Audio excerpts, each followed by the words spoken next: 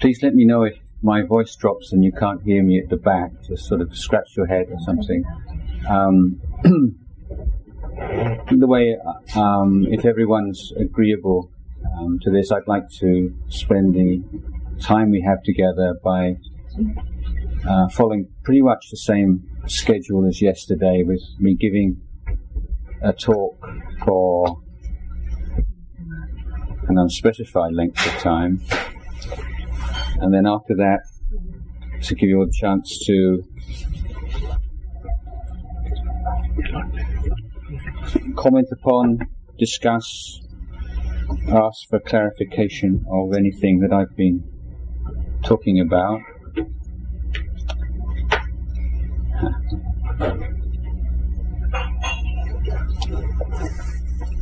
And then after that, I think we could have a break for a few minutes, and then before we end the meeting, to have a short meditation together.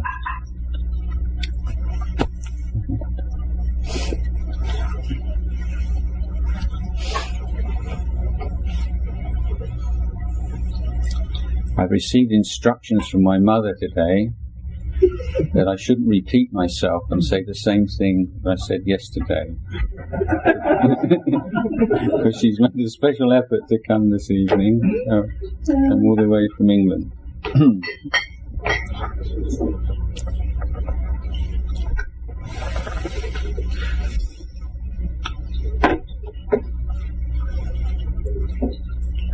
This is perhaps a minor point, but something just to, as a way of starting off. The reason why Kumiti just lifted that tray up into my hands, some of you may be familiar with this custom or training rule that Buddhist monks have, which requires them to have any edibles offered specifically into their hands. Now, if anybody with the kindest intention in the world was just to leave that there, I couldn't touch it. And if it was food, I just have to watch it and go hungry. I have done things like that before. The reason behind this is that the Buddha didn't want bhikkhus to be hermits. He didn't want monks to go up and live in caves, grow their own food, or take a sack of rice and lentils and whatever, and completely abstract themselves from society. This simple ritual is one which ensures a constant relationship between the monks, the monastic order, and the lay Buddhists. A monk not only is required to receive edibles directly into his hand, but he cannot keep them. If, in the case of food, any food must be consumed before 12 o'clock, and any food that's left over must be given up and shared. Usually it's shared with the donors and given back to the lay people who've offered it. There are exceptions for medicines. For instance, tea may be kept indefinitely, salt may be kept indefinitely, and there are certain other medicinal products such as honey, sugar, which may be kept for 7 days. So it's all rather complicated. But certainly if a monk wants to eat every day, it means he has to go into a village on alms round and receive some food from donors. Now, it's very interesting if anyone's ever studied Buddhist history, particularly the decline of Buddhism in India. One of the major factors behind that was that the kings often asked the privilege of being the sole donors of the meals for the monks in the monastic universities such as Nalanda And the monks, being so well looked after, no longer went on alms round. Not going on alms round, that close link between the monks and the lay people weakened. The sense of identification with the monastery, the sense of support, the sense of supporting and contributing to on a daily basis to the life of the sasana disappeared. The interest amongst young men to become monks, the interest amongst parents for their sons to become monks weakened. I think this is one of the reasons for the decline of Buddha Sasana before the Muslim invasions, which were the sort of coup de grace, if you like.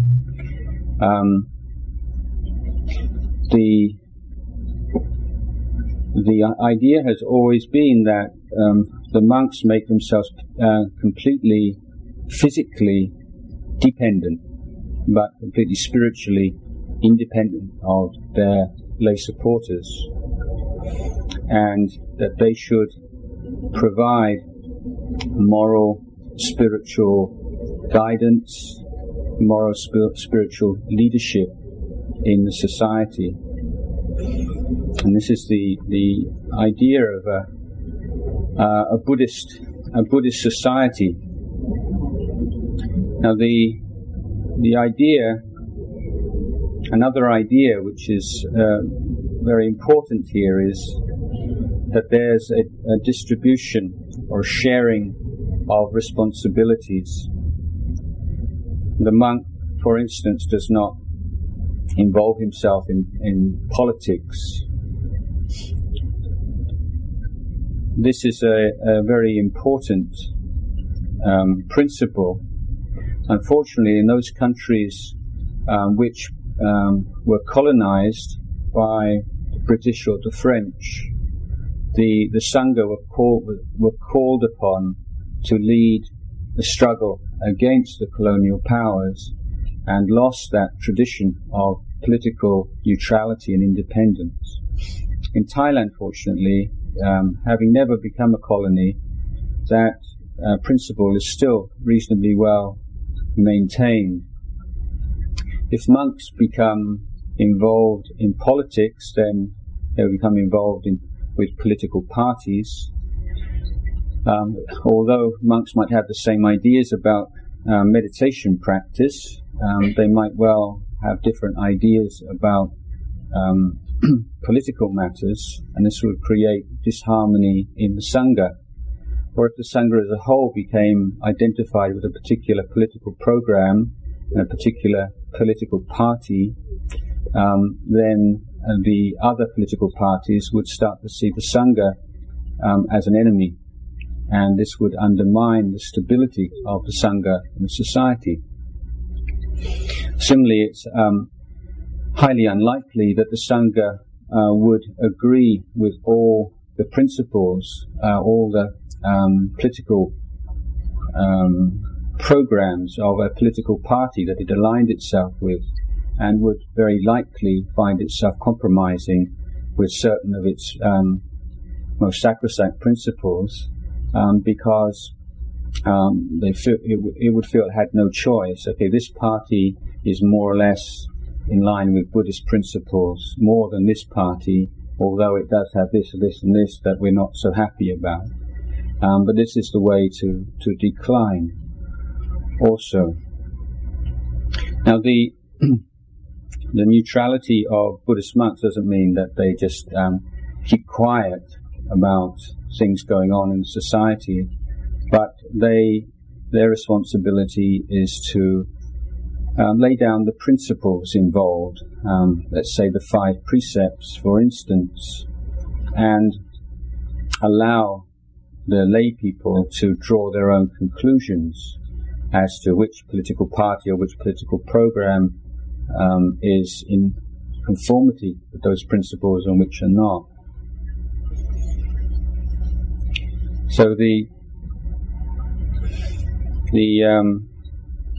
idea in a Buddhist society is that and this is something that you can still see in Thailand and something I've experienced for myself, that the Buddhist monk is a refuge for all people in the society, from the very poorest to the richest, and the whole spectrum of political opinion. So people of right-wing opinions can come and see monks, people of left-wing opinions can come and see monks, and feel a sense of refuge, and that they have some confidence that the monks have no personal axe to grind, but that their duty is to inform the layperson of the Buddha's principles and the Buddha's teachings and the path of liberation that the Buddha taught.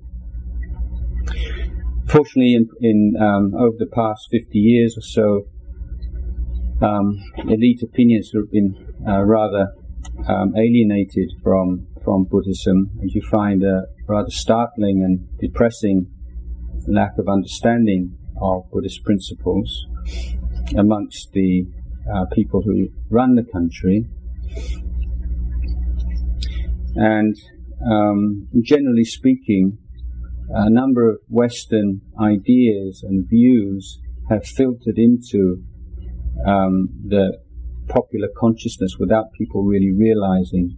So in theistic societies, you have the idea of the priest as the go-between, or as the representative of the higher power on earth, and he's the one that tells everybody what God wants and what he will reward and what he will punish.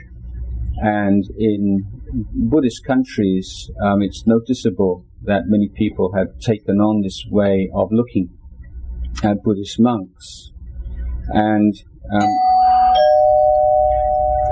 starting to see them as the representatives of the sasana on earth, as it were. And so when there have been scandals involving particular monks, a lot of people said, I've had enough of Buddhism, I'm fed up with it, these monks are not worthy of respect in the way that they used to be.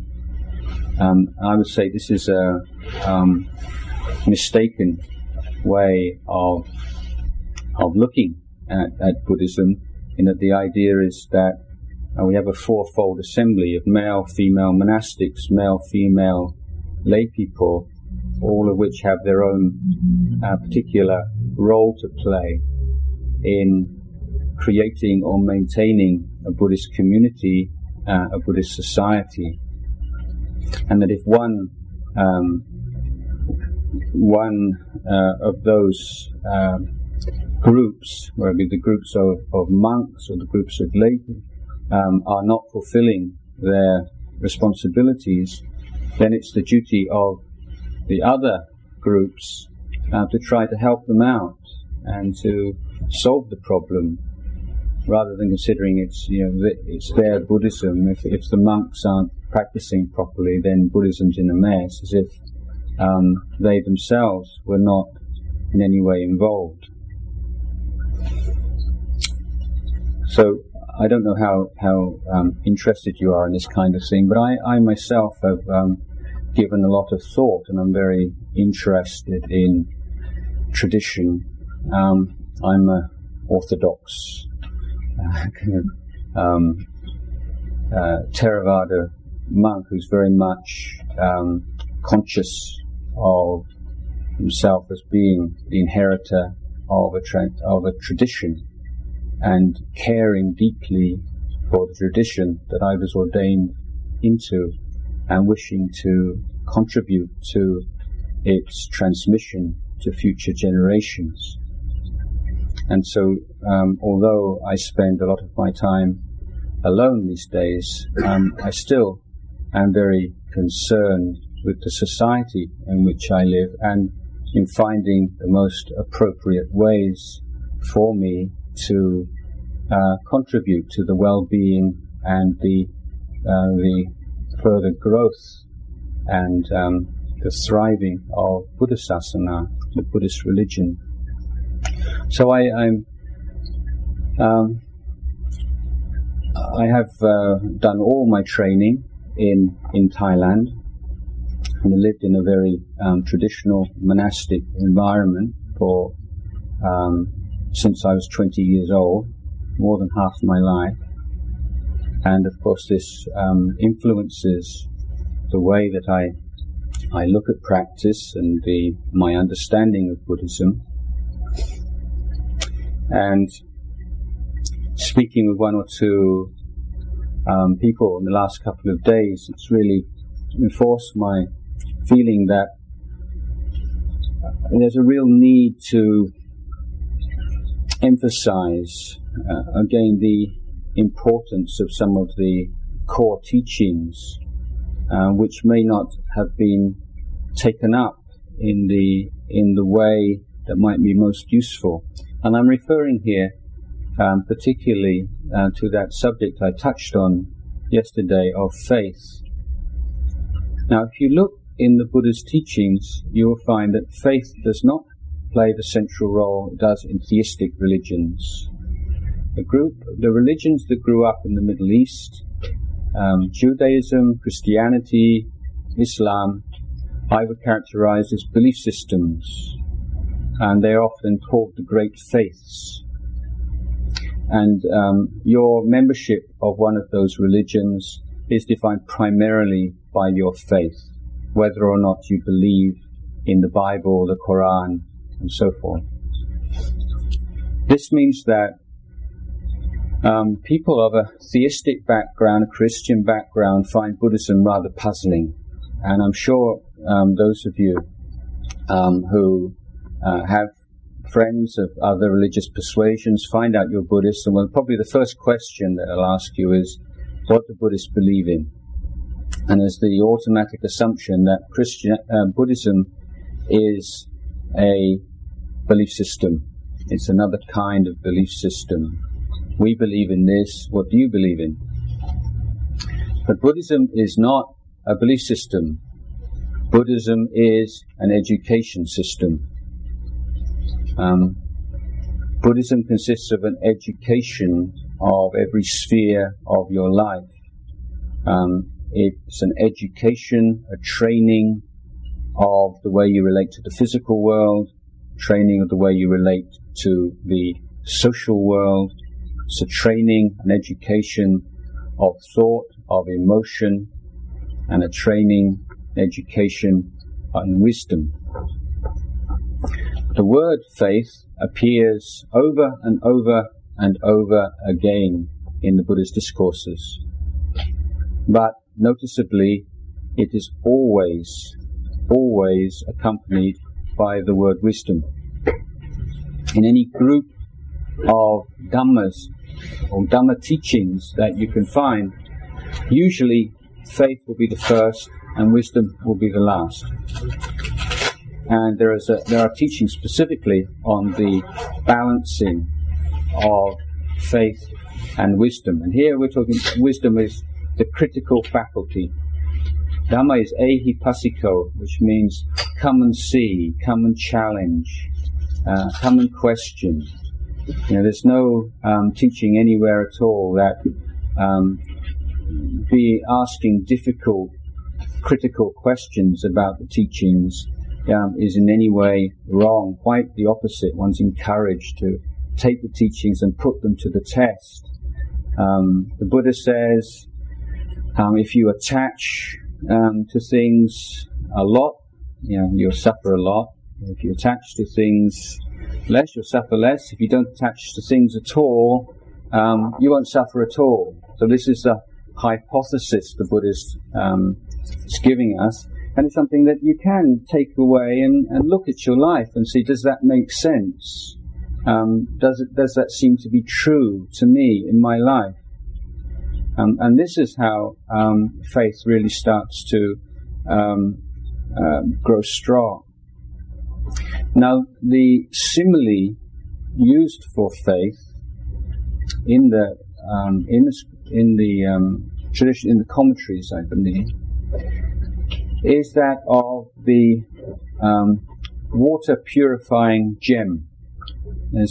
Apparently there was I assume a mythical gem which travellers could use.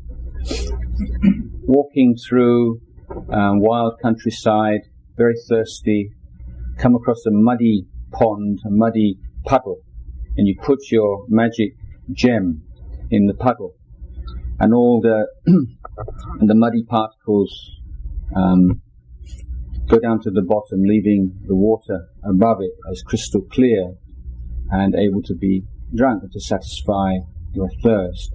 So it's the idea of faith as clarifying. Now, some of you may have heard about this strange brain disease in which the emotional, those areas of the brain which govern emotion are completely destroyed or don't function. So a person is pure intellect, pure rationality. And it's interesting to see what happens to these people. You would think that, some people might think that would be quite peaceful or would lead to a comfortable life. But what happens is that people become completely dysfunctional. Just to go to the supermarket and choose between all the different brands, or to choose between all the different kinds of bagels you might eat. You know, there's about 10 or 20 different choices. And there are so many choices in life, and there's so much information, that to follow a purely rational line, you'd never get anything done.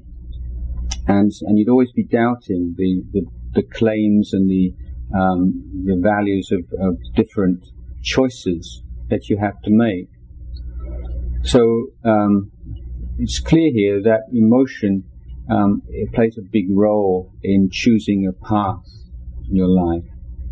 And faith is the intelligent emotion when it's founded on this willingness to question and to look clearly at the results of the choices that you make, and to be not just accepting something blindly as a belief, but taking something on as a vehicle to enhance and to provide an engine for spiritual practice.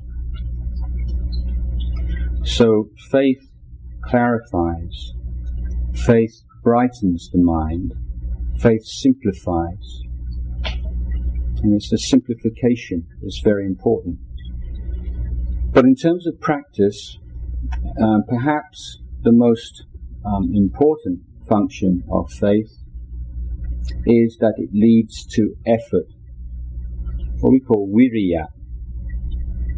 So faith is a spiritual faculty. For those of you who studied any of the teachings, you may have come across this group of dhammas called the indriyas, or the spiritual faculties.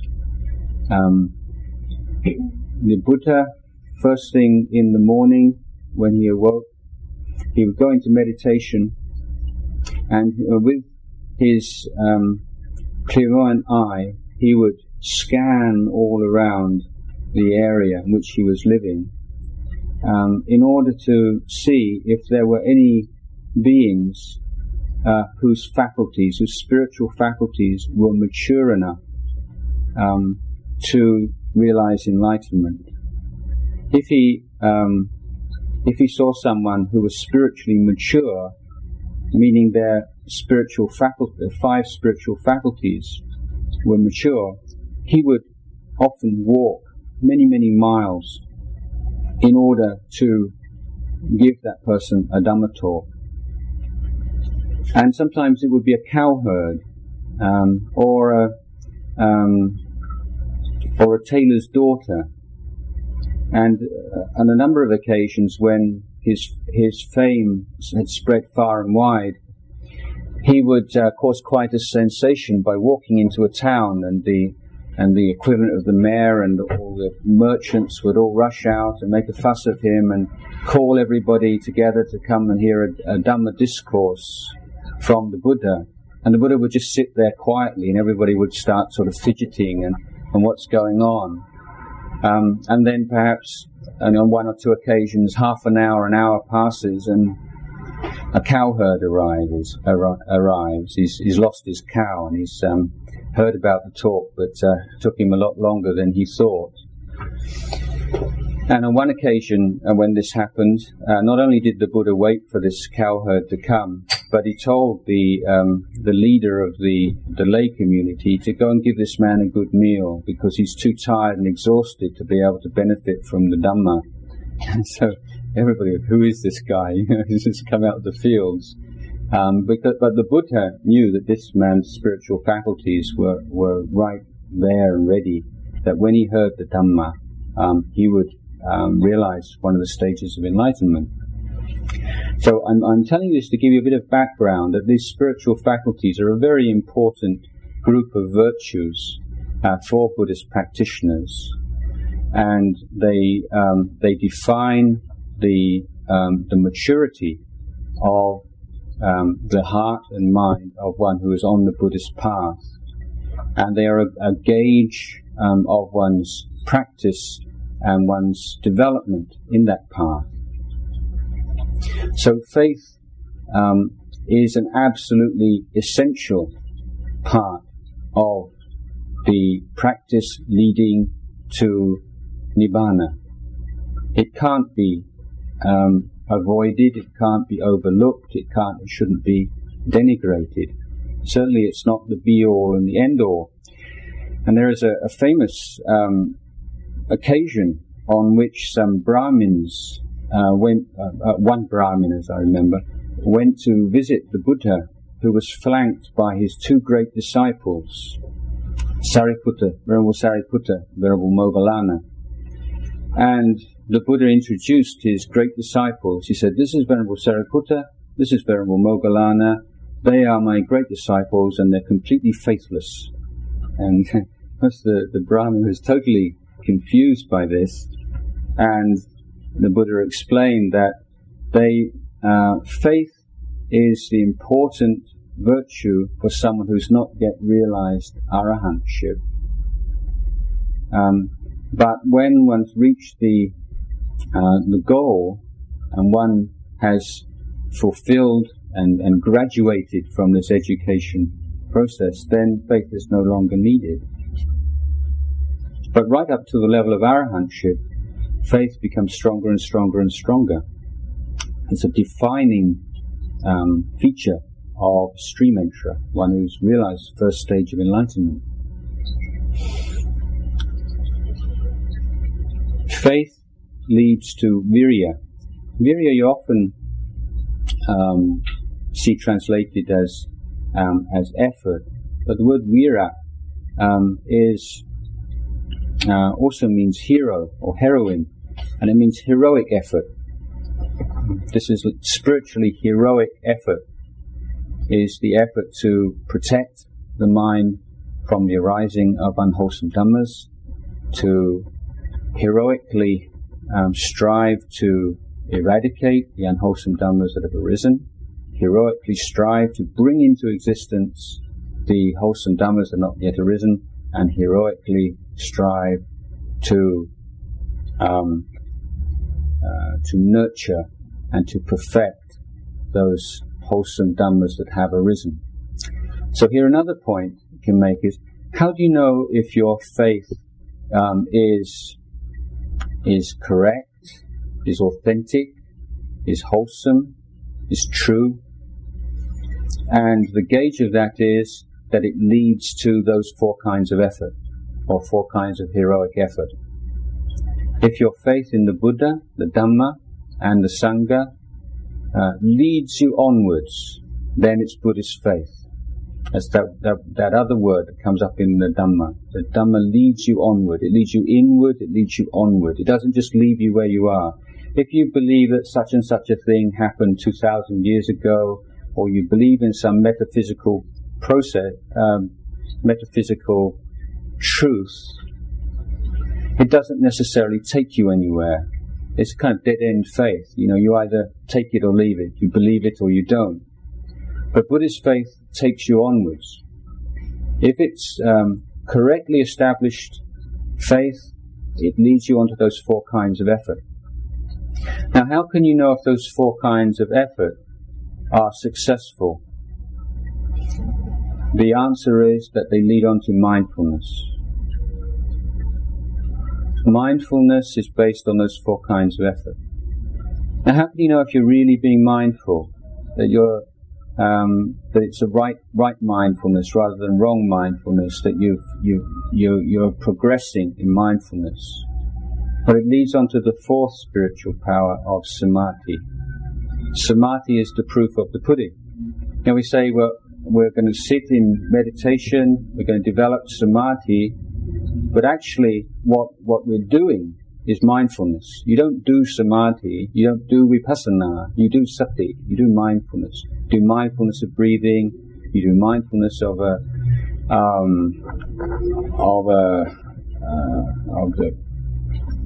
unattractive aspects of the body, you do mindfulness of death or whatever. Samadhi is the strength, the stability, the firmness, the one-pointedness of the mind, which has benefited from this continual stream of mindfulness, unbroken stream of mindfulness.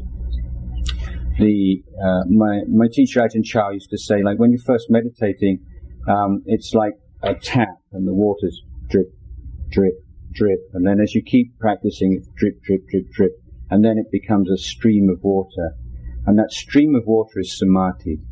So samadhi is the result of the effort that you put in to be mindful. Based on faith in Buddha, Dhamma, Sangha, you make the effort to be mindful, and the result of that effort to be mindful is concentration, samadhi. Now, how can you know if that's Buddhist samadhi, right samadhi, the samadhi which is what you're aiming at? You know it because it leads to wisdom. So these five faculties are connected. They're not separate. Faith, heroic effort, mindfulness, samadhi, and wisdom, or panya. Now, I found this a very useful group of dhammas to reflect on in my own practice, and I'll relate to you something happened many years ago. I did a long retreat, a solitary retreat in a cave, and I spent 1 year in a cave, completely black, pitch black cave. And I thought, I'd done my 5 years initial training, and I thought, now I've got what I want. Sensory deprivation, nothing, no responsibilities. This pitch black cave. Someone brings me something to eat every morning.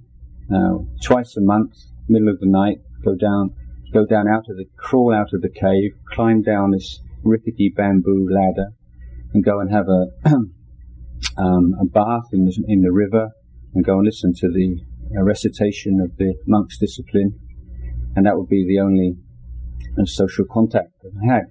Did this for a whole year, and it's not that spiritual practice is not like climbing up a ladder. It just doesn't get better all the time necessarily, and of course there were ups and downs. And at one point I was at a down, and I was just lacking in any kind of energy and any kind of heroic effort. And so I tried to look, what's going on here? What am I lacking? And I thought, well, what's the cause and the condition for the kind of effort that I should be putting forward? And I thought, faith. I realized, it's not that you have faith. Now I've got faith. It's a possession that I have. But faith is a sankhara. It's a condition. It waxes and wanes and completely and can become very weak if it's not cared for and looked after in the right way. So I thought, right now, what can I do to bring up the sense of faith? And what I did was I lit a candle. I had a little shrine, And so I bowed to the Buddha. I remembered something that Ajahn Char once told me when I was newly ordained. I remember it because he complimented me, which is a wonderful thing. He said, "You bow very nicely." That's a wonderful thing for your teacher to say. He said, "You bow very nicely." But he said, he said, if you really know how to bow, you'd have tears in your eyes every time. Yeah. If you really knew what a bow meant, and you really knew what Buddha, Dhamma, Sangha meant, and you really knew what paying homage to the Buddha meant, and you really knew what paying homage to the Dhamma meant, you really knew what homage, you'd have tears in your eyes. So, and this came up in my mind. So, I bowed 3 times to the Buddha, then I bowed 3 times to Venerable Sariputta, then I bowed 3 times to Mahamoggallana, then I bowed 3 times to Venerable Ananda, then I bowed 3 times to Venerable Anuruddha, then I bowed 3 times to every great arahant from the Buddha's time that I could think of. And then I started to think of all the great monks of all the traditions that I could think of for the last 2,500 years. And right coming to Ajahn Mun and Ajahn Kao and Wu Wan and all the great teachers in the Thai forest tradition. And after I've been bowing continually for about 30-40 minutes, it's this great sense of rapture and faith. Just so much energy to sit and walk for, through the rest of the day and night. And I realized that, these teachings, there's so much in these teachings. It's not just a matter of memorizing them and looking at them every now and again. They're tools to be used. There's so much there. I remember when I first started to practice, I thought, yes, it's like an engineering manual, 3s of this, 4s of that. I like Zen koans and Zen stories and stuff like that. But when I started to practice it, I found this was much more helpful to me and something that I could really put to use in my daily life. So if your mindfulness is not very good, where's the lack? Step back. Is the effort being put in? These 4 kinds of right effort. If your samadhi is not very strong, you're having real difficulty, step back. Is the sati, is the mindfulness in daily life, the mindfulness as a stream of mindfulness, is that there or not? Wisdom also needs a firm basis of samadhi. Why? Because we have such a instinctual habit of reacting to experience through the eyes, ears, nose, tongue, body, mind. There is the instinctive, almost immediate grasping at pleasant experience. This is before thought. It happens so quickly. And there is the instinctual habit of pushing away the unpleasant. And it's very, very important to observe that within yourself, and to observe that the mind which has been stabilized by samadhi can refrain from that and can stand firm. And when the mind can stand firm in the midst of sensing experience and not react to it in the old conditioned ways, it has the ability to see arising and passing away. So samadhi, if we talk about like IQ and EQ, it's a modern way of talking. Wisdom, investigation, reflection, very important. But we can compare that to the kind of IQ development. Samadhi is EQ development. And sometimes people can, I think, overlook the importance of that. If you're doing so-called vipassana, or you're studying, you feel you're getting something, and there's a sense of gaining there, spending your time usefully. But with samadhi sometimes it can be discouraging. But these emotional changes that take place over a period of time that give the mind the resilience and the deep internal calm and happiness which is really essential to penetrate the Dhamma, this comes through the samadhi practice. How many of you have got to that level of practice where suddenly this incredible irrational fear arises and you just shrink back? You can't, I think, very difficult to deal with those very strong irrational forces that undermine practice without samadhi. Samadhi gives you this deep sense of groundedness and calm and fearlessness. And as I mentioned before, only the truly happy mind can penetrate suffering. This is why samadhi is so important.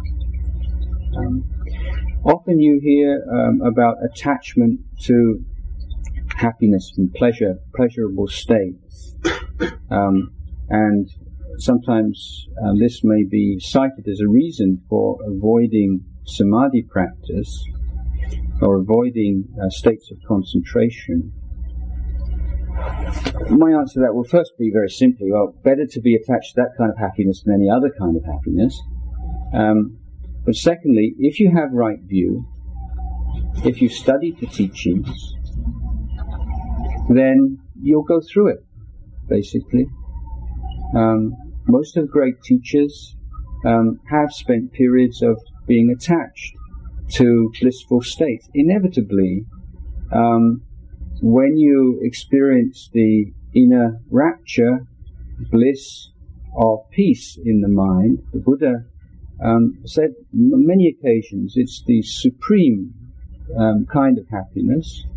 The Buddha even went so far as to say the happiness of jhana, of concentration, is like a preview of nibbana. It's a little nibbana, or it's a glimpse of nibbana. If you have right view, if you're firm in your understanding of the Buddha's teachings, and that no experience, no matter how blissful, will lead to the end of suffering, then after a certain period of time, the mind will graduate from that. But it is part of the path. I don't think that you can go all the way on this path of practice avoiding pleasure, the pleasure of the peaceful mind. So I hope this is good news for you rather than bad news, that sukha and inner bliss is all right. Don't feel guilty about it, or don't shy away from it because you don't think you're worthy of it. It's part of the path, and it's something that you should seek to investigate. I mean, if we consider Dhamma practice as a sense of education and exploration of the truth of the human condition, then what could be more central to that than fully understanding the nature of pleasure and pain? How can our exploration of our human condition be considered full and complete if it lacks that understanding of different gradations and the subtle variations of sukha, of pleasure and happiness? Certainly, I think it can be seen without too much difficulty that if you have an inner source of happiness, then that kind of wild, manic, distracted kind of search for external pleasures will fall away by itself. And for a lay person, that doesn't mean that one loses all one's zest for life and becomes like a rock or something completely lacking any kind of life, and quite the opposite. But it means that one's search for pleasure in the world will never lead one to harm oneself or others. It will always be within the parameters of the 5 precepts. And so the happiness that can come from going to watch a movie, listening to music, and all these things, they can become, they're just supplements to the basic internal happiness that one can access all the time.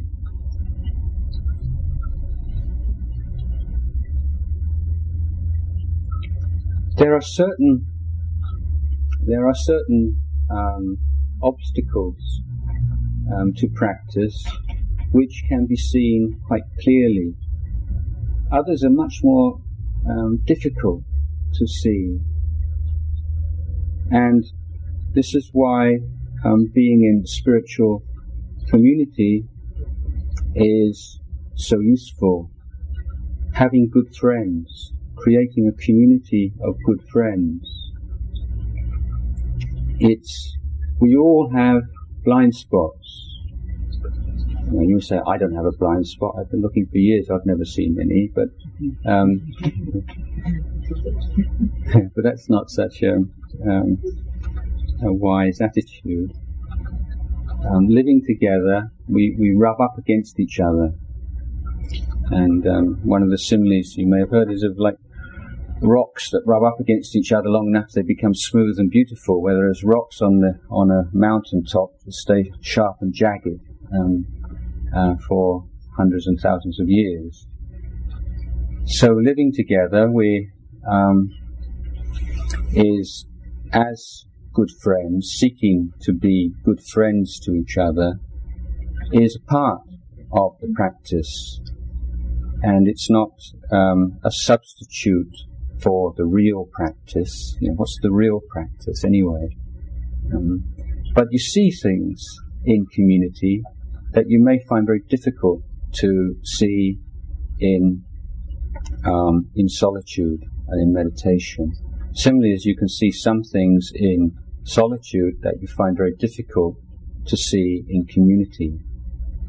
So a balanced practice is one in which you have certain amount of time to dwell in solitude and to develop a taste, develop a love of solitude. But at the same time, one develops an appreciation for the discomfort that arises from being with other people. We have many monastic practices which are aimed at promoting peace and harmony in the group, but we also have practices which are meant to stir people up. Now, one of them is that monks we eat one meal a day out of one vessel. In Thailand we have our daily meal at around 8:30. Daily schedule, the bell would go at 3 o'clock, and in most monasteries there would be a morning chanting period at 3:30, followed by a group meditation at 4 till 5. At 5 the monks would go to the hall and set up their places, and about 5:30 walk off into the surrounding villages on alms round. Get back about 7, a bit of free time to meditate or whatever, and then the meal is offered at 8, eaten at 8:30. Now, if you only eat one meal a day, and you've been up, monks don't sleep very much, and sometimes there's quite a lot of there's work to do, physical work to do. If you've just walked 3 or 4 miles on a completely empty stomach in a very hot, humid climate, carrying a big bowl of sticky rice, which can weigh quite a lot, you're hungry, and there's a lot of desire for food comes up. And when there's a huge difference between eating one meal a day and eating twice a day. Many monks eat twice a day, and that's completely legitimate, as long as you finish before 12 o'clock. So, if you really wanted to promote peace, a peaceful mind, amongst the young monks, you just say, well, we'll eat twice. We'll have a bit of a breakfast before alms round and just sort of take the edge off our hunger, and then have a second meal at 11 o'clock. But in the forest monasteries, we don't do that. You eat once, and whatever you've got in your bowl is going to last you for 24 hours. And you would be surprised, I think, just how much defilement comes up when you know this is all you're going to get for 24 hours. If you've never done it, you probably quite, strong emotions. And when I was first a monk, this is one of those good old days stories there. At Wapapong, all the food was offered, and then the monks would all get up and dish the food out. You just walk down the line with a big ladle and just go like this into all the bowls, and you got the bowl of sticky rice, and then you got these horrible kind of curries all going, and you just don't know what they are. They have curries with red ants in them, and I remember saying, there's a red ant in my bowl. He said, that's part of the curry.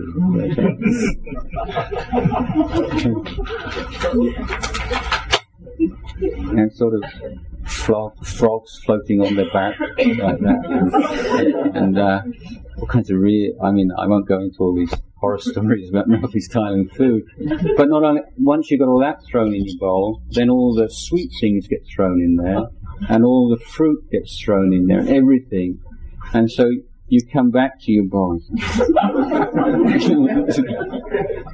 And then because you're so hungry as well, everything's done by this very strict etiquette.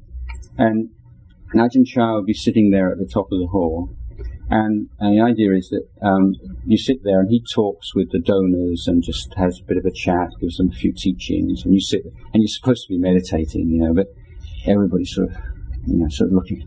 When's he going to stop talking?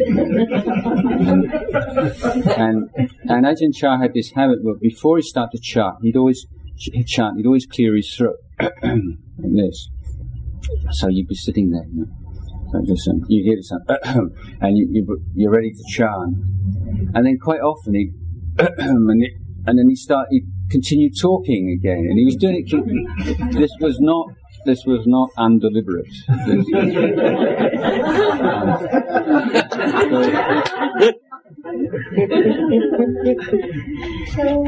And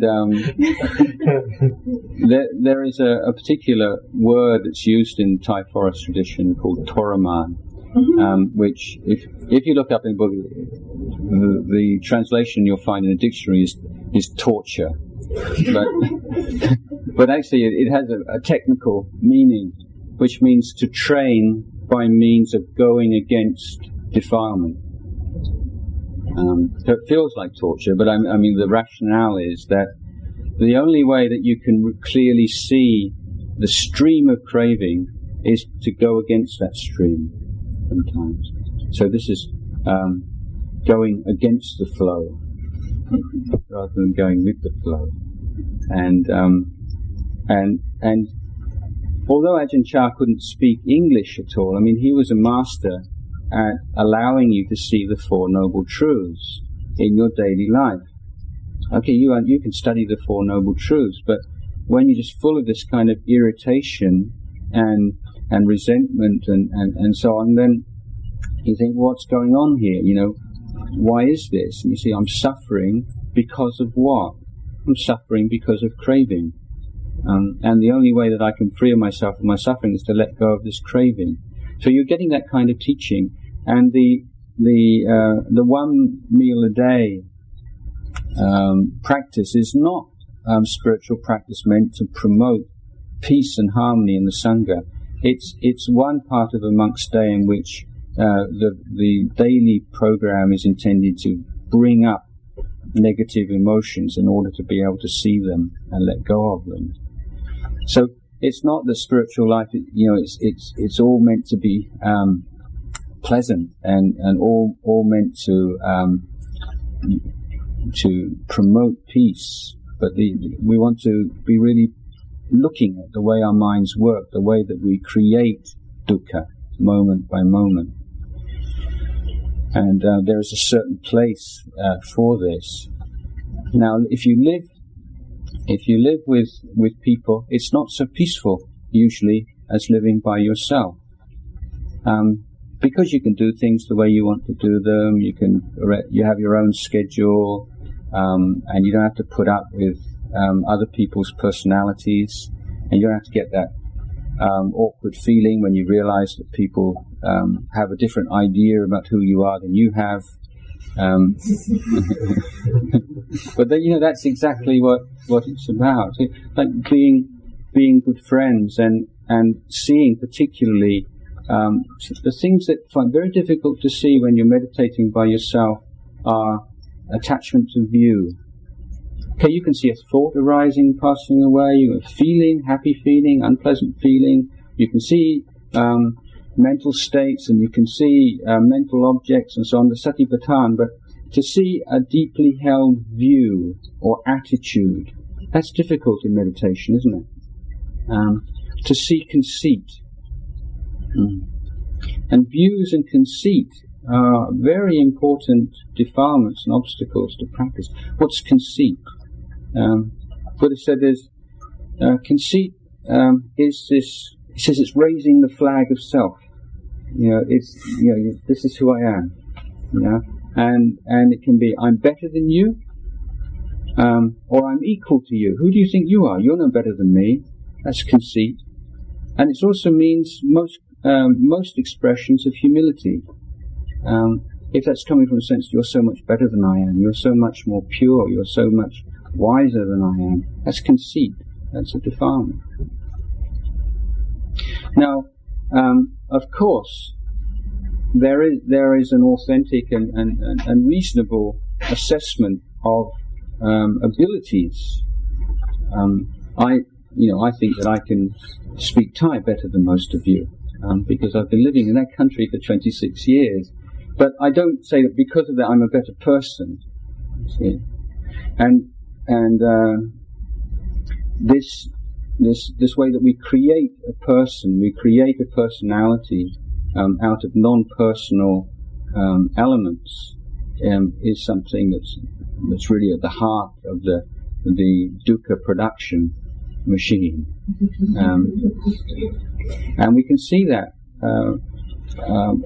certainly in community more easily than we can see it in meditation practice. I would argue it is highest level, on the level where we're cutting through that defilement. Yes, it's on the level of meditation, but it must be supported by, complemented by the practice, spiritual practice in community. I think very important.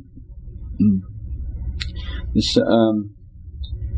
sort of conceit of being somebody, defining yourself in terms of certain qualities. It's always about the five khandhas in the end. You're attaching to certain. You're attaching to your body. So how many people seek for refuge in the sense of a strong, healthy body. People going to gyms to build up their body. We say, I'm somebody. I'm somebody who's people look at, or I'm somebody who's strong and healthy, or I'm beautiful, or I'm handsome.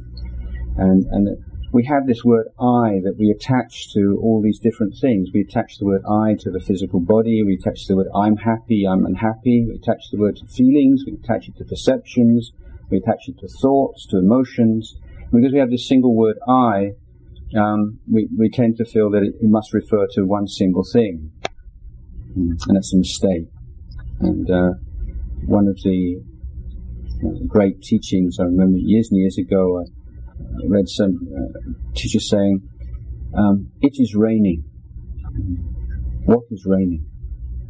What does the word it refer to in the sentence, it is raining? It's the same as to say, I'm handsome, I'm skinny, I'm too fat, I'm happy, I'm unhappy, I think this, I believe that. This idea that there is this single independent entity I that has all these attributes. Now, one of the problems with this is that the moment you identify with a certain quality, you tend to lose your ability to see everything which is not that. So, for instance, if you get into this, I should be, I shouldn't be, what can happen is you think, as a Buddhist, I should be calm, or I should be kind. And if you're not careful, after this, I should be, I should be, I should be, and after a while it becomes, I am kind. I am kind because I'm a Buddhist. And if you really believe that you are kind, and I'm sure most of you are, generally speaking, kind people, but you severely hamper your ability to see the arising and passing away of unkind impulses in your mind. If you think I'm an honest person, then you're going to find it very difficult to see those dishonest impulses that arise in almost everybody's mind, except for enlightened beings. So this is one of the ways in which this conceit hampers. One particular kind of conceit which the Buddha talked about, or one expression of it, refers to that we have this idiom in Thai which means lifting yourself up and pushing others down. And it's considered those two things go together. The Buddha gave a Dhamma talk once. It's very interesting. He says, if you keep all the precepts purely, and on the basis of the purity of your sila, you in any way denigrate someone who doesn't keep precepts purely, you're a fool. The purity of your sila is thereby destroyed by that sense of superiority that you identify with over those who don't keep sila. If you're a good, so-called good meditator, and you can meditate for hours in a single position, you can sit on a wooden bench for hours and not move, you think, all those sissies sitting on cushions, to think that you're somehow better than somebody who doesn't have that quality. Your practice is defiled by that. Your practice is undermined by it, and the Buddha says you're not a sappurisa, you're not what's called the good man or the good woman or the sage. And that goes through every single level of spiritual practice. It's just that moment of thinking you're better than someone because of that attainment, because of that realization. That realization, that attainment is immediately sullied. And that's a wonderful teaching that the Buddha gave us, and very important one to remember. So the practice, the Buddha said, practice of liberation. He said 84,000 Dhamma doors, 84,000 Dhamma khandhas. The Buddha said every single one of those is concerned with liberation. So just as the water of the oceans, of all the oceans of the world, has a single taste, the taste of salt, similarly every single teaching that I've given you has this taste of liberation. So how does that apply? Okay, what's the practice of dana? What's it about, really? What's its role in spiritual life? Or is this just sort of nursery school, kindergarten stuff that, now you're on the path of intensive meditation you have to worry about? The Buddha said that dana is incredibly important, in that it is a very effective tool to promote liberation from attachment to the material world, especially as lay people, attachment to your wealth, the money that you've earned with so much difficulty, the material wealth, lovely house, beautiful pictures, wonderful car, wonderful this, wonderful that. There's always going to be a certain amount of attachment to things that give you pleasure, legitimate pleasure in your life. And dana is a way of preventing that attachment from becoming an obstacle in spiritual life. There's a sense of liberation when you can give something freely and find that joy in giving. Again, this is part of the emotional aspect of spiritual life. Not just studying the three characteristics, but finding that joy in giving. And although Thai Buddhist society is deficient in so many ways, I believe, in terms of giving, it's just so inspiring to see the level of giving and the joy that people. You see Thai people go to monasteries. They don't get all kind of tense, and they have a good laugh. They really enjoy going to monasteries and making food and offering it to the monks, and that's a skill. That's a wise aspect of Thai Buddhist culture. You've got to enjoy this, and what could be more enjoyable than sharing freely something you have with beings that you revere and look up to, and are maintaining and supporting the tradition that you belong to, and giving anything. As monks, we don't have material things to give to anyone. When we leave our teacher to go wandering or to go somewhere, we have a tradition of getting this particular kind of wood, and we hammer. You cut it into lengths like this, and you hammer the top, and the top comes over like this, looks a bit like a mushroom, and then you chop it up like this, and you make toothwoods out of it. It takes a long time to make these individual toothwoods, and about 20 toothwoods you make into a set.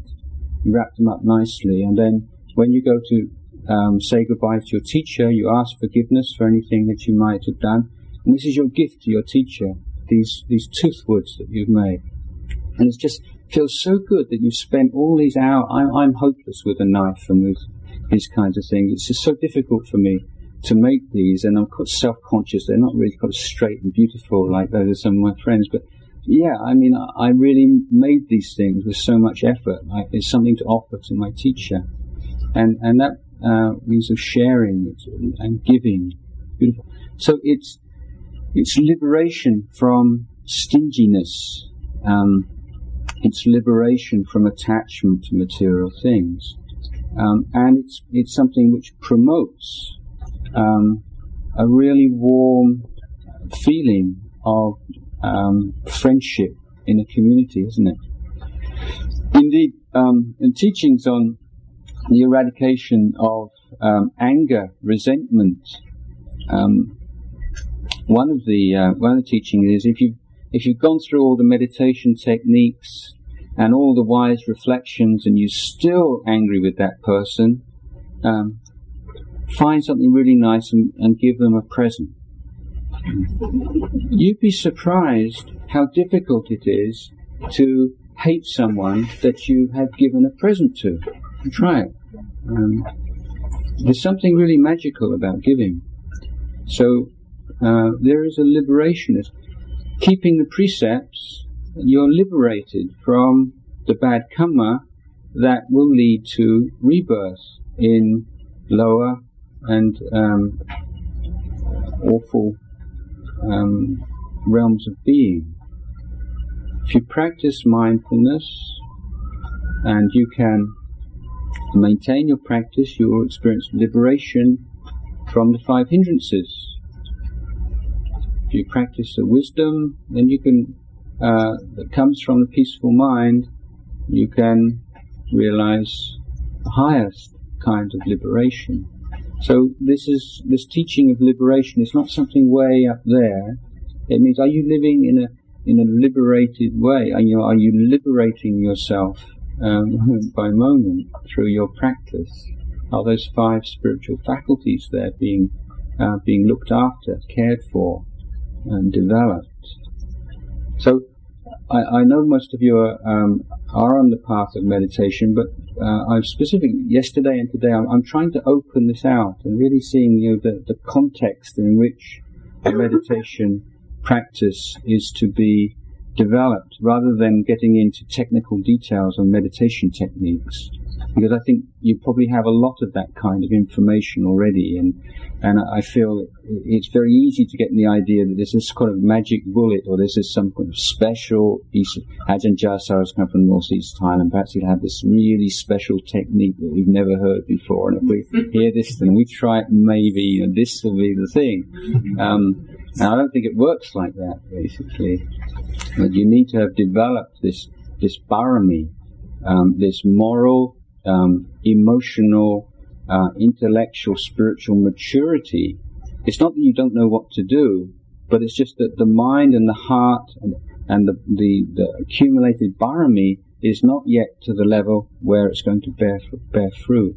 And you bring your mind to that level through this education of every part of your life. It means what you're doing, how you live your life, how you treat your spouse, how you treat your kids, what you do when you're driving your car, what your attitude to the other drivers is, how you relate to people at work. It's everything. So finding this kind of right attitude is really important. The more you see the more you study the teachings of the Buddha, the more this faith arises. Yes, the Buddha was the perfectly self-enlightened one. He was truly enlightened, and the Dhamma, the teachings was the most perfect, most superb, brilliant articulation in language of something which was beyond language. And the Sangha of his enlightened disciples are those who prove that this wasn't just a one-off. It wasn't just this absolutely unique human being who attained something that nobody else could attain. But the enlightened beings from the time of the Buddha, both the monastics and the lay practitioners, throughout Buddhist history, have proved that this is something that it works. It does work. There are people who are practicing and receiving the fruits of the practice all over the world right now. Now, if you really have confidence in that, and you have confidence that if they can do it, so can I. If you can develop that kind of faith, then I think you're well set. So, in the words of the ancient sages, go for it.